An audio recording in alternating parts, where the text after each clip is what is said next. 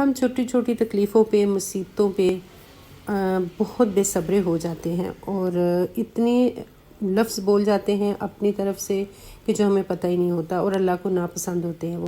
تو یہاں پہ دیکھیں جب انہوں نے اسلام قبول کیا تو سیدنا بلال کو ان کے جو سردار تھے امیہ بن خلف، ان کے یہ غلام تھے، تو امیہ کیا کرتا تھا کہ ان کے گلے میں رسی ڈال کے بچوں کو دے دیتا تھا اور وہ انہیں کھینچتے پھرتے تھے۔ اسی دوران حضرت بلال منہ سے کوئی بھی ایسا لفظ نہیں بولتے تھے جو اللہ کو ناراض کرنے والا ہو کہ اللہ تعالیٰ یہ میرے ساتھ ہی کیوں ہوا ہے، یا اللہ تعالیٰ میری مدد کر یا مجھے اس طرح نہیں تو چھوڑ۔ کیا کہہ رہے ہیں؟ احد احد کہ اللہ ایک ہے، اللہ ایک ہے۔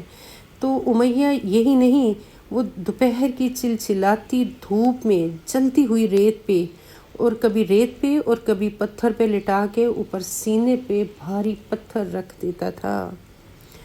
تو پھر اسے کہتے کہ یا تو محمد کے ساتھ کفر کر، تو یا پھر لات اور عزا یعنی کہ بتوں کی پوجا کر، یا پھر اسی حالت میں پڑا ہوا مر جا۔